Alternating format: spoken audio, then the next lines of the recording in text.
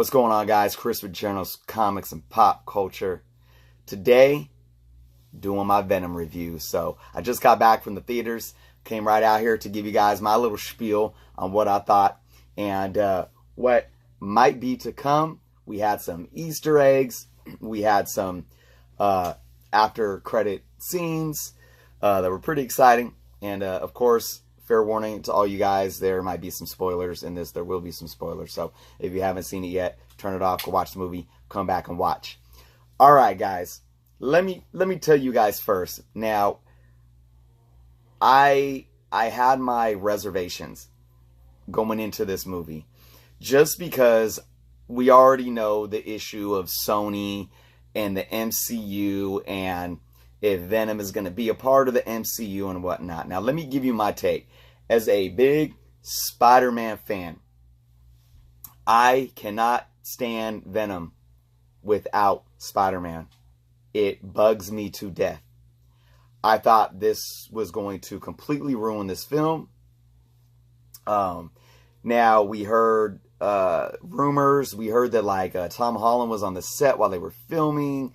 Obviously, the R rating was an issue. We got a PG-13 film, which people were saying that it might be because they want to bring Venom into the MCU, and having that PG-13 rating would allow that to happen a lot easier. So a lot of speculation going in, but let's just go into the movie. Again, I was entertained. This was a very, very entertaining movie at base. Rotten Tomatoes gave it a rotten tomato at a 30%. I don't think it was worthy of that at all. Now, was I completely happy with this film? Was it the Venom film that I would have wanted? Absolutely not. Absolutely not. Did it deserve such a low rating? No. I probably would have gave it like a 60%. A lot of flaws. But like I said, an overall entertaining movie. Now, let's kind of just go into the story. Being that it was a Venom movie without Spider-Man, I thought they did a decent job. And, of course, the idea of the Life Foundation finding these alien symbiotes and bringing them to Earth, it had more of a ultimate universe idea of, you know, the symbiotes than the original origin of Venom. So it worked. Tom Hardy, I love Tom Hardy, man. He's great. I think he did a great job. And one thing that really stood out to me, probably after a few scenes of seeing Venom on Eddie as a symbiote, I thought they did a great job. The imagery, the CGI, it was done really, really well, especially after, you know, what we saw with Spider-Man 3. So I thought that was done well. I thought the story was decent. You know, like I said, nothing totally extreme, just overall positive entertainment. Now, let's go into kind of my overall issues with the film and how that ties into the MCU and Spider-Man. Now, spoilers. This movie did not tie in the film any way to the MCU, at least as viewers, as we can assume. We had a few Easter eggs in the beginning of the movie. We saw that one of the individuals that was in space was J. Jonah Jameson's son, who, of course, in the comic books is an astronaut, turns into Man-Wolf, whatnot. So we were assuming he's still alive, but obviously they tied in some characters. But here's the thing. This doesn't mean that they're tying it into Spider-Man in the MCU, because Sony still owns the right to all these characters that are tied into Spider-Man. Another Easter egg that I'm really picking at, that I believe is going to show up hopefully in the next film they do, was towards the end of the movie when everything had settled down and Eddie was talking about getting a job offer, an amazing job offer.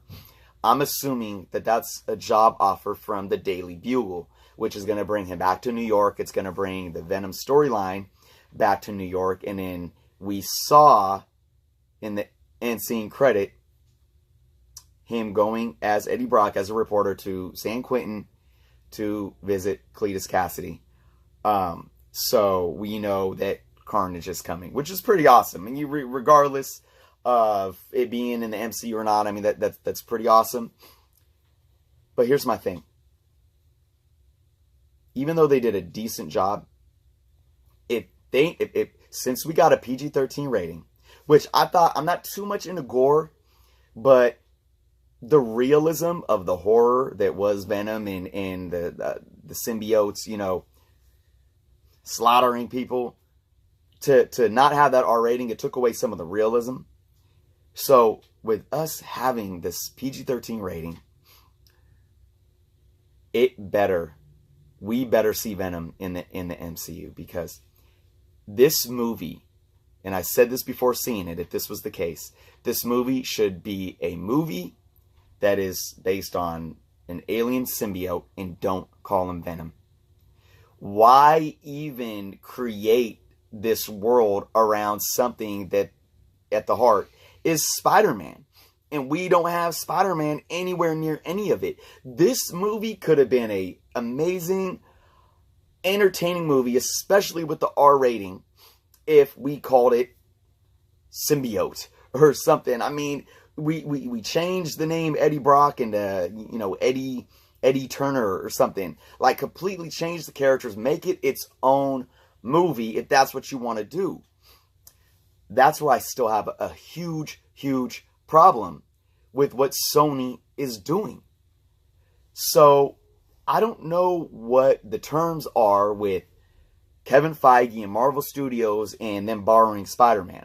Now, from what they're setting up with this movie, Sony that is, if they have the power to, they can easily bring in another Peter Parker or another Spider-Man that is separate from the MCU, unless there is a clause in Marvel Studios' agreement with Sony in terms of them borrowing Spider-Man, that can be the only Spider-Man in terms of a Peter Parker that anybody is allowed to present on the big screen. I don't know these things. So we have all these kind of overlapping issues when it comes to the two studios involved. So what are we going to get in the future? I don't know. They still can definitely take Venom into the MCU and tie him into Peter Parker and make it work. If he takes a job at the Daily Bugle, Peter is not at the Daily Bugle yet. So we could see that maybe in the new Far From Home movie. We could see him, maybe he gets introduced into selling pictures or working with the Daily Bugle himself. And then, you know, their paths still cross.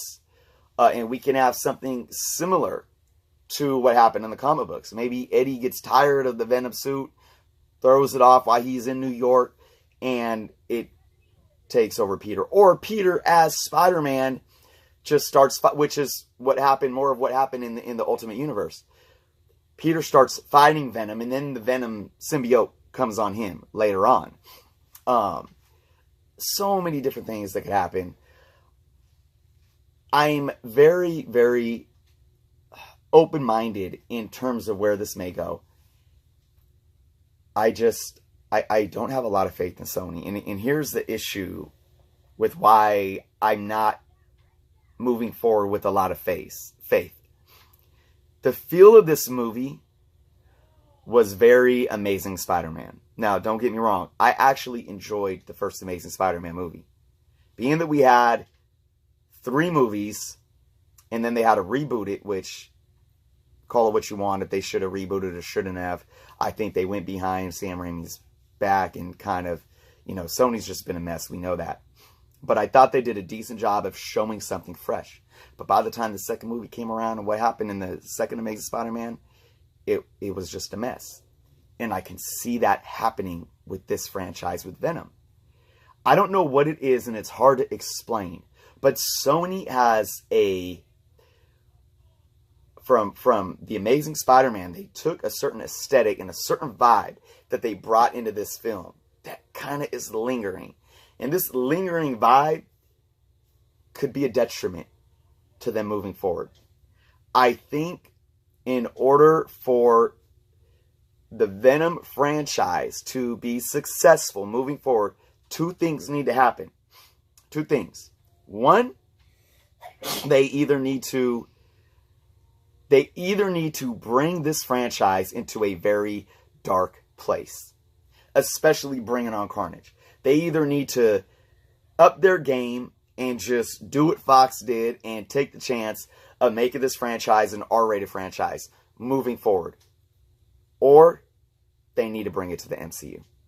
Those are the only two options that I feel are going to allow the Venom franchise to succeed moving forward.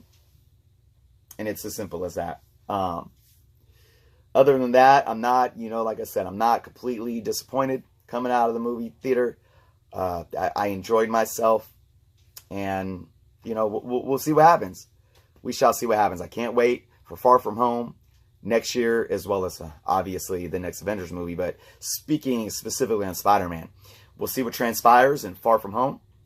We'll see what Sony and Sony execs, we'll see what they say in the months moving forward after the release of this film, to see what they're planning. And I'm keeping my fingers crossed and staying positive, although I'm kind of walking on eggshells with this one, guys. So that is my review. Please, let's have some discussion. I want to know what you guys thought. If you've seen the movie, leave some feedback in the comments. Let me know if you hated it, if you loved it, if you enjoyed it, if you absolutely want to see Venom go over to the MCU or not. Tell me your thoughts, guys. And if you have not subscribed yet, please do so. And until next time.